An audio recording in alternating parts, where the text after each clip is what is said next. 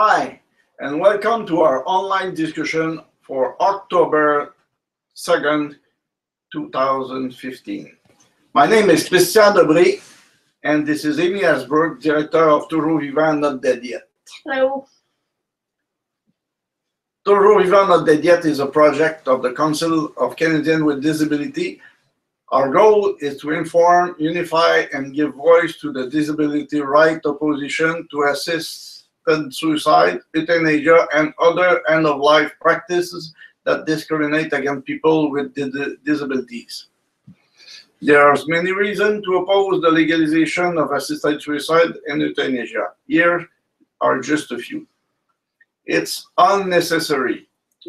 Everyone has the option to commit suicide or refuse medical care and have palliative sedation on demand, already without any other law or new law. Right, and we'll talk about that a little later today. It's discriminatory. While people without disability receive suicide prevention services, full one, okay? If they express a wish to die, people with disability will be encouraged and assisted to kill themselves. Right. That's already what happened sometime. And that's been shown in studies, starting with studies by Carol Gill in the early 1990s. Choice is an illusion. This is the third one. The choice of die cannot be free as long as people with disability don't have the choice in where and how to live. And they don't have that choice because of discrimination and policies that limit our access to places to live in public transit. And on these days, it's adding to cut everywhere to try to balancing a budget. Right. Safeguard don't work. This is the fourth. Where these practices are legal, safeguard do not prevent people from disabilities from being wrongly killed. Right. That's happening now already in Holland, in Belgium, and sometimes in Oregon. Right. And we are not better than US people or Belgium or other kind of people in the world. Right, so not only are people who aren't eligible being killed, but some of these places are changing their laws to make it more expansive so more people can be killed illegally under their law.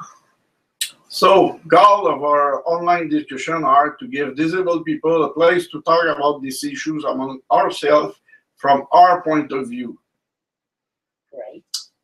To recognize our experience and expertise in dealing with discrimination in medical system, and to take our place in public debate aside from conservative and progressive. Right, because our point of view is actually more progressive than the progressive view, because we look deeper into the issue and look at the public policy implications of what assisted suicide really means.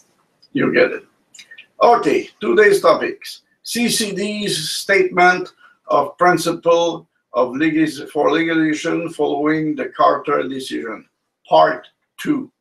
There was a part 1 last week. Mm-hmm. Secondly, commentary, the unassisted suicide of Donna DeLorme. So, Amy Asberg will entertain yourself. If could be if I could be entertaining. Yeah. I'm not sure about that. The CCD Statement of Principles for Legislation Following the Carter Decision, Part 2. Last week, we began the 3-part series focusing on this statement. The declaration is our response to the Supreme Court decision in Carter versus Canada. On February 6, 2015, the court declared that the criminal law prohibiting assisted suicide was unconstitutional. And that was a great disappointment, a real tragedy. Yes, and it's basically a misunderstanding of what are the issues. Right, exactly. The court said that a competent adult with a grievous and irremediable medical condition that caused enduring suffering could consent to termination of life with the help of a doctor. And again, they really showed a lack of understanding of the issues when they made that decision. Parliament has until February 6th of 2016 to adopt a bill that would create a, quote, carefully regulated scheme, unquote, to protect vulnerable people from, quote, incitement to commit suicide, unquote. So the idea is they're saying that it wasn't really a law to prevent suicide. It was only for vulnerable people who might be induced to commit suicide. So now we have to figure out what that means and define it under the law. But it still means the law is only about certain people, that certain people would have access, and those certain people are mostly disabled people. So following a collaborative process, the Council of Canadians with Disabilities presented its recommendations to the provincial expert panel, and that was last week. The recommendations will be also presented to the federal panel of experts. And that's going to happen probably within the next week. But again, their activities have been put on hold. Yeah, because of election. Right. Because of the early election call on August 2nd, the public phase of the federal expert panel's work was suspended, and Parliament will have less time to examine the questions before the February 6th deadline. So after the election, that federal panel can get going again. But the problem is that in the meantime, this provincial panel, which is very strongly dominated by people who favor assisted suicide. In fact, there's only one person who opposes it, and it's a Catholic person. So they're going to use that as a reason to criticize her point of view.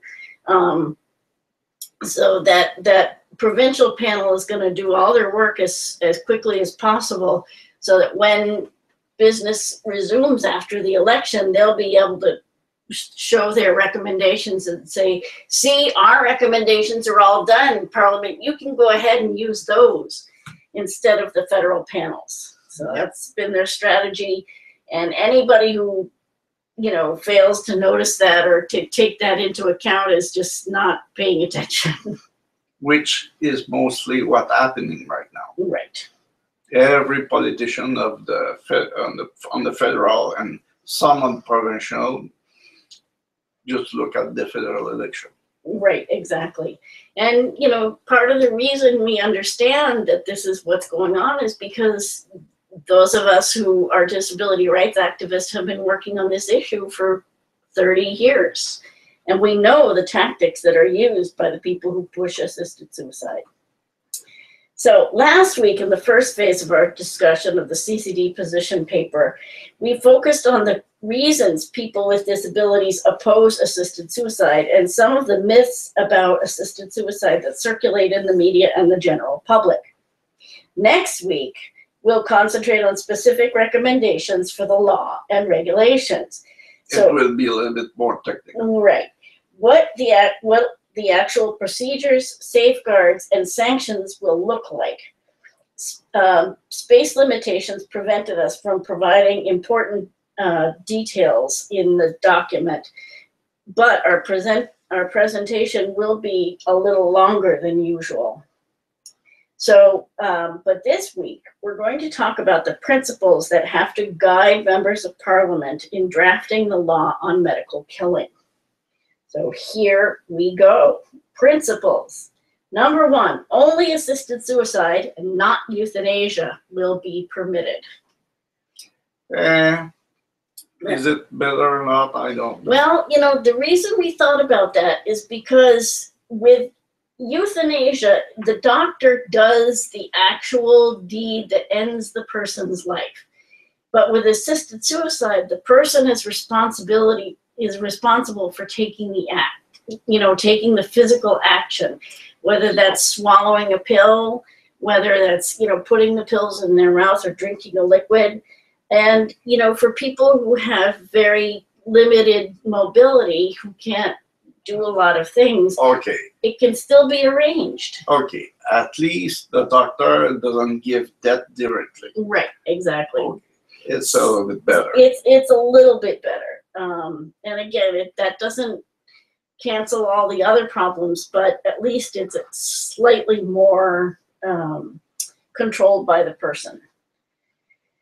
Number 2, Canada must recommit to a policy of suicide prevention by doing the following. 1, providing adequate funding for mental health care and training to help mental health providers increase their skill in intervening with people with disabilities. Really needed, because a lot of doctors, the majority of doctors, are not trained or formed to treat pain and other kind of thing like that.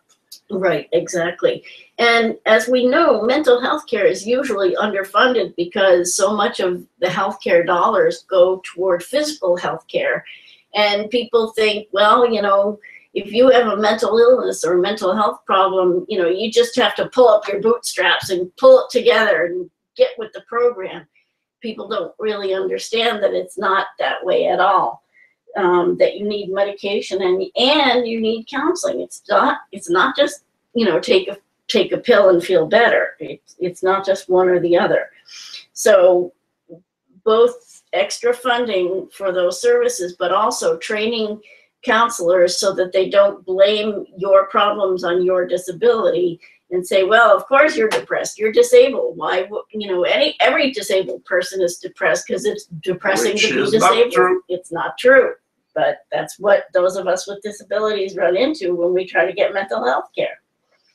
So the second thing that they have to do to promote suicide prevention is to prevent the discrimination that would result from defining a certain class of suicidal people, those who are ill and disabled, for different treatment.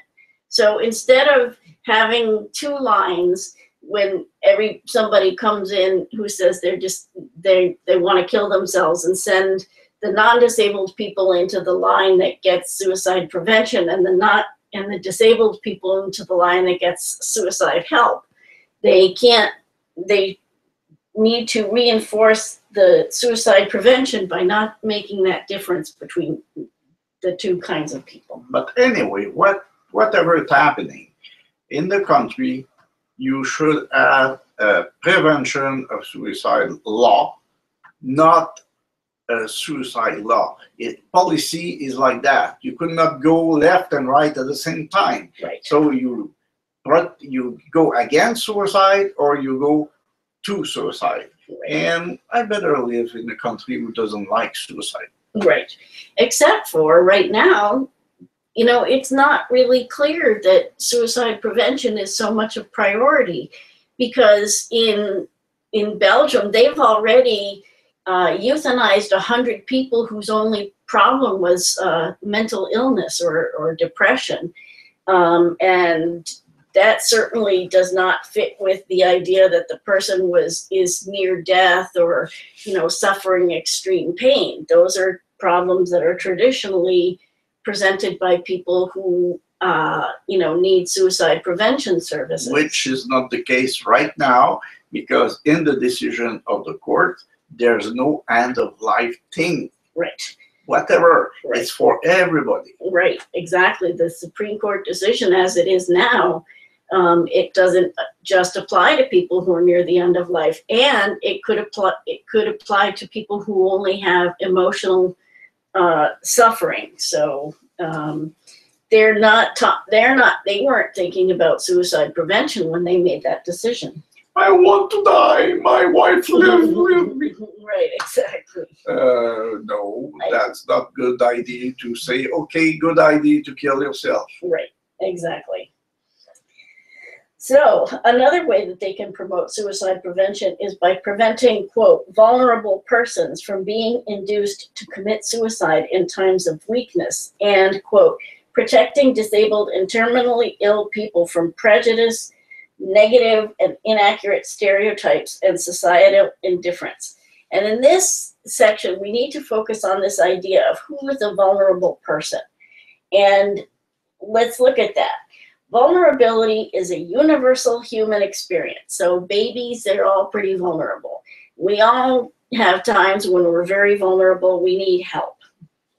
As adults, we build up resilience to our innate vulnerability by developing buffers and things that protect us from threats from outside.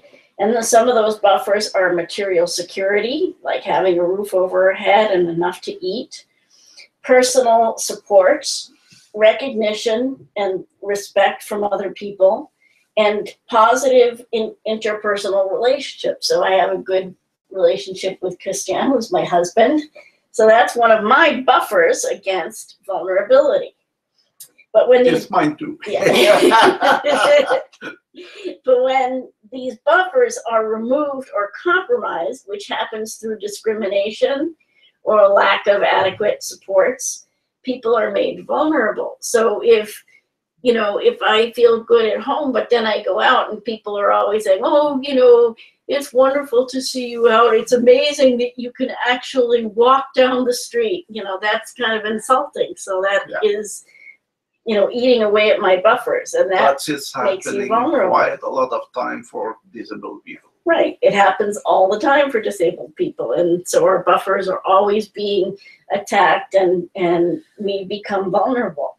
So factors like poverty, isolation, discrimination, gender oppression, race and age oppression, devaluation, and lack of needed supports all compromise our resilience and destroy our buffers against vulnerability, and are therefore central in determining whether a person could be vulnerable to inducement to seek assisted suicide.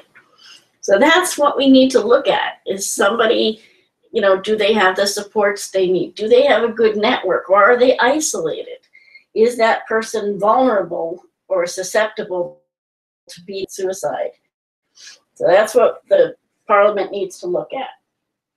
So the next thing that Parliament needs to do, or the next principle they need to keep in mind, is in order to prevent situations that lead to requests for assisted suicide, Canada must meet its obligations under the United Nations Conventions on the Rights of People with Disabilities. Each person must have a full range of life choices. And United Nations is not the nicest organization in the world. There are some pretty bad groups in there. There's some pretty good countries too, but just remember that the president of the Committee for the Human Rights are the ambassador of Saudi Arabia. Sorry. It's okay. That's bad. Yep, there's some pretty countries that don't respect human rights, but Canada doesn't have a Canadians with Disabilities Act, but the Convention on the Rights of People with Disabilities covers pretty much all of what's in the ADA, plus access to health care, and protecting people from abuse. There are a lot of other things that are covered in the Convention on the Rights of People with Disabilities. So Canada has already signed that document. If Canada meets its obligations, that is going to go a long way toward preventing the problems that cause people to ask for assisted suicide. So, for example, care has to be provided in the least restrictive environment possible, with options for consumer-driven services rather than institutional-based care. It's very important because institutional care is not for everybody. Like the army, somebody could like it, but most of us doesn't like to be in army. Right. So those kind of institutions are quite the same. In fact, it's really a minority of people who want to live in an institution, because if people live in their own homes, they feel more comfortable and they have more control over their situation. If they can hire their own attendants and they decide who they want to work with them, and they can train that person. In general, they just feel better. Right, exactly. And another way that they can prevent the reasons that people ask for assisted suicide is that all Canadians must have timely access to effective palliative care to relieve physical pain and symptoms, as well as emotional and existential distress. No person shall be approved for assisted suicide who has not received these services, at least on a trial basis. Oh, yeah. So right now, only about a third of Canadians have access to good palliative care. Well, what's happening with the 66 other parts? Right, exactly. 66% of the people They don't doesn't have that. those options. Right, exactly. If they could feel terror, they could feel pain, and they could be in a very difficult situation. Right, a lot of people end up having to rely on family, but sometimes family, you know, if you... It's not everybody who has a family, Right, but right. even if you have, some family are not the best family in the world. Right, sometimes people who, you know, in my case, my dad was pretty abusive to us, and so sometimes it wasn't necessarily a good idea for us, his kids, to take care of him. So we actually hired people, because he had some money left over. We hired people to come in to take care of him, so we wouldn't have to be put in that position where we might, you know, get angry and do something bad. So, but, you know, sometimes people who are abusive to their kids, suddenly it's the kid that's taking care of them, and that could cause a bad problem. Yeah. So, next principle, a carefully regulated scheme, and they talk about this a lot. But what we know is that it cannot prevent all non-consenting and coerced deaths. Therefore, a detailed... Go ahead. It's happening in Belgium already, and Holland, in many other countries who are offering those services. Right. So, in order to deal with that, a detailed and explicit law that obviates, meaning get rid of the reasons for assisted suicide requests, that has strict eligibility criteria, that focuses on proactive safeguards. In other words, safeguards that happen before the person is killed rather than after the person is killed. Yeah, because it's very difficult to fix dead people. Right, exactly. It doesn't help a lot when the person's already dead. Oh, damn. Yeah, right. We have to Oops. fix you. Oh, they can figure. Yeah, oh, somebody made a mistake, but oops, you're already dead, so I guess that doesn't help much. Gosh. And the law has to include vigilant oversight and severe sanctions for people who do wrong. That is essential to protect ill and disabled people from an increase in such homicides. So we know we can't prevent them, but we need to do all of the law has to have all of those things to work well. And I gotta tell you, the laws that exist now do not have that level of detail and specificity and proactive safeguards. They do not have that. So you will see what happened. Right. And it will not be nice. And right now, the disabled community, this is the first time we are really participating in building the safeguards. And we're hoping that this will be an effective way to prevent some of the worst catastrophes that happen. So that's what we're hoping. Disabled people and their representative organizations must be allowed to participate directly in the design, delivery, monitoring, and evaluation of the program to regulate assisted suicide. So we need to be in all parts, and not just like on a committee somewhere. We need to be involved in all parts of it.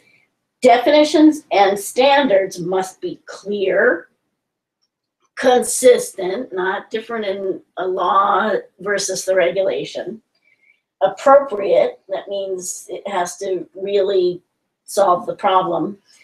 The definition has to be durable, and the standards have to be durable and enforceable in order to inform parties of their obligations, avoid the incremental shift toward enlarging criteria for eligibility, and to prevent tolerance for violations of the stated eligibility criteria. So that's basically to say, to avoid the slipping. The slippery slopes. Right. Who supposedly does not exist, but it's already happening in countries who have those kind of laws. Right, exactly. But it doesn't exist. Right, but that's what they claim. But we know it does, because in Belgium, there are lots of people who are being euthanized who shouldn't be euthanized according to their law. So if that's not a slippery slope, I don't know what is. I don't know either. Okay, the other thing that these laws require is transparency and accountability must characterize the process of eligibility determination and approval of the assisted suicide, oversight of the program, data collection, and liability in regulating the practice of assisted suicide. Okay, there you go. Also, we need to make sure that there is a bias for preserving life that guides the policies and actions. That's a matter of surviving of the race, right? The human race. Right. If we had a tendency to go for the death, human race doesn't exist anymore. Right. We should be like fossils. That's right. it. So if it's a toss-up, if it's balanced on a knife edge, it should always fall toward preserving the person's life. That's better. Right. It's the best way to work. Okay, the fifth principle. Discriminatory beliefs about disability and the quality of life of persons with disabilities have no place in this process. Not at all. First of all, disability, including psychiatric disability alone, is not an irremediable medical condition under the law and does not render a person eligible for assisted suicide. Now that goes against something that was in the court decision because they said it could include disability, but we don't think that not allowed it shouldn't. And Parliament needs to put its 400 feet down and say, no, that's not okay. And okay, the next part of this principle about discriminatory beliefs having no place is that an assisted suicide program must not perpetuate the historical discrimination experienced by women in the healthcare system, the social pressure on women not to become a burden on their families, and the overrepresentation of women among those seeking and being granted assisted suicide. Now, if you look back at Jack Kevorkian, who was a Dr. Death in the 1990s, he killed 106 people, give or take, or at least that they have records for. And 70% of those were women, even though women are only 50% of the population. Are they women are 50% of the population normally? Right, exactly. Oh, so something happened. 25%, which is probably 50% of the women of this Kevorkian guy was discriminated. Right, exactly. And in... Just mathematical, right, no right, other thing. Right. And in Belgium, where they did a study on all of the people who were euthanized just because of mental health issues, again, that was, I think it was definitely over 70%, and I think it was over 75% were women. Which is absolutely the same as discrimination against women. Right. They're overrepresented, and there's something wrong in a situation where so many women are being killed.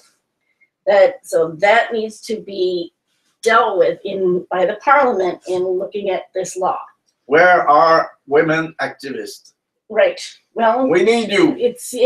Dawn is. Country need you. The Disabled Women's Network is actually very supportive and very active on this issue. So they're one of the groups that we really appreciate as being active on this issue. So an assisted suicide program must not perpetuate the discrimination against genocide, cultural annihilation, and exploitation experienced by Aboriginal peoples and other religious and ethno-cultural groups.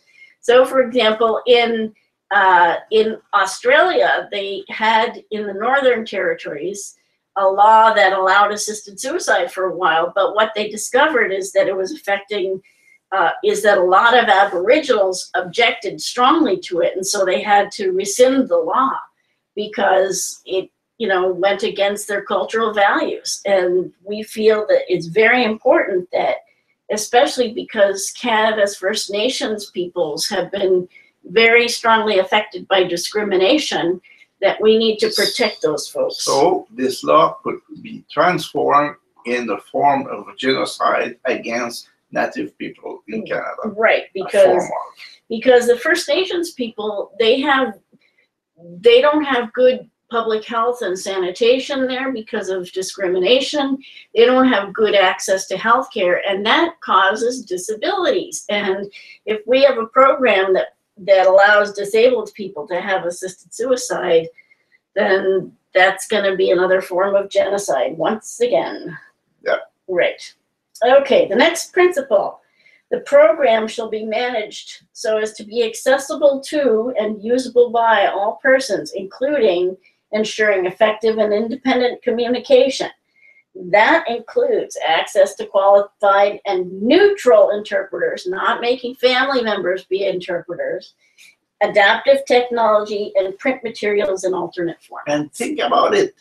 This part of article that we defend could be good either for people who want to suicide, because it should be clear and should be comprehensive and good communication. Right, exactly.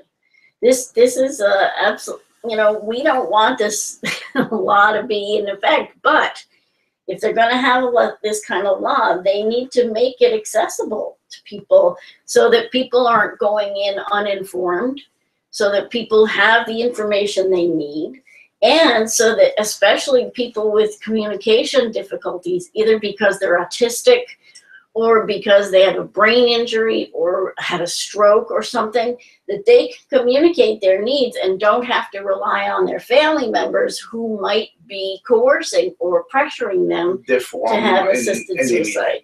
Right, exactly. Next principle is that each person shall have timely access to medical equipment, tests, and service that accommodate his or her needs. The reason that's so important is because people with disabilities, if for example, if I use a wheelchair and need to get a pap smear, but I can't get up on the examination table, and so my pap smear to test for cervical cancer is delayed, and then I have to wait 3 months, and I finally get it, and lo and behold, my cancer has gotten so much worse in that 3 months that it's no longer operable, and now it's terminal cancer instead of just something that they could have taken out. That means that because of lack of access, I'm going to die, and that's discrimination. And don't say it will not happen, because it has already happened before. Right. So. Right, we know lots of situations where that kind of thing has happened. So, and it's not just for women. Obviously, men need to have prostate exams, and there are particular kinds of cancer that affect men that if they can't get a proper diagnosis because the equipment is not accessible, their health is at risk as well. Next principle they need to keep in mind. Number 8, any request for assisted suicide must trigger the full range of mental health care for suicide prevention. Sounds like it should be a no-brainer, but we need to mention it. Yeah. Yeah, we need to say it. Because if we don't say it, it won't probably it will not be looked at. Right, it won't get done. Next one. The word person needs to be used rather than patient. And those of us with disabilities know that they always talk about us as patients, and patients aren't really people, they're objects of medical care. It's dehumanizing. And exactly. If you dehumanize people, what happens? It's easier to kill those people and abuse and do whatever. They are tendency to be think as an object, not as a person. Right, and if you look at articles about the places where there's a lot of abuse going on, the people in who are being abused aren't being referred to as, you know, Mrs. So-and-so in room such and such. They're being referred to as, oh yeah, 38, he was doing such and such. And they're being referred to as numbers, or just, you know, oh, he's the stroke down in room 49. So that's what dehumanizing does. So the next principle, number 10, Assisted suicide and euthanasia are not medical care. In in Quebec, they've tried to call it medical care, but it is not medical care to kill somebody. No matter how you slice it, it's not medical care. I could not believe it could be associated to. Yeah. These practices violate the physician's fundamental roles as healer and advocate for the person they're taking care of, and these roles must be protected. Therefore, assisted suicide must not be publicly funded, because when the public funds it, basically the public is paying to kill somebody, and that's not okay. Even if I doesn't vote last time for the Conservative Party, they have tendency to like user payer. Okay. Yeah. So if they still like it, they should look at this thing at least favorably. Right. The individual making the request for assisted suicide should pay for it. And it seems like it's discriminating against poor people, but really most of the people asking for assisted suicide are well-off people. So, if you don't have money to, they need to provide services for people to live, not to die. And we should advertise saying, be rich, kill yourself. I don't think it's a good thing. Right. Next principle, Canada recognizes that the continued presence of persons with disabilities and elders in our society is essential to maintaining social health. Yes, if we treat well all the citizens of our country, we will do nice. If we have tendency to discriminate one of the people around, something will go very wrong. Right. It's the way that we take care of all of us is by taking care of the people who need the most help. Yes. And it also helps us evolve as a species, because if we start, if we pretend like, sort of survival of the fittest, that doesn't really work in an organized society. It only works when, we're all hunting each other and killing each other. It doesn't work in an evolved society. Finally, Canada recognizes that complete autonomy does not exist in an interdependent society where we all rely on public services, utilities, manufacturing, shipping, and infrastructure to meet our daily needs. Depending of each other is the basic definition of what is a society. Right. And the people were saying, my body, my life, my choice, me. I want autonomy. I want to be independent. I can do all of this myself, are fooling themselves by thinking they have and should have control over all of their lives, because in fact they don't and they can't. So okay, so no more comment. That's it for the statement of principles. And I just want to make a brief commentary on the unassisted suicide of Donna Delorme. Donna was a advocate for assisted suicide, and she killed herself this week. What does she need to be assisted? She succeeds without help. Right, and this is kind of the point that we've been making all along. Assisted suicide, legalizing it is not necessary, because people already have the ability to die, and the option to die if they need to. And, legalizing assisted suicide is going to put a lot of people in danger, and it's not necessary. And so when we see something like this, it really makes us sad. There's no sense. Right, exactly. You need assisted suicide because you can do it yourself. Right. That's it. If you're so sick that you cannot kill yourself, then you can refuse medical treatment, have palliative sedation, and your body will die shortly. In normal way. Right, exactly. Okay.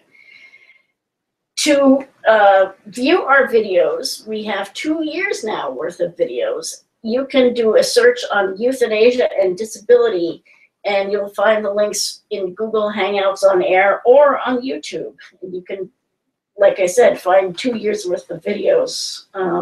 And also this week on our Facebook page, I put up a link to a topic list in English, and in the list is in both English and French, so you can look at the topics that we've covered and the date of the webcast.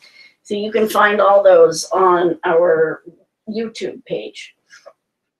If you want to participate directly, like live in our chat room, you can send me your email address and I'll send you a link to join us live, and I'll send that about 15 minutes before the broadcast.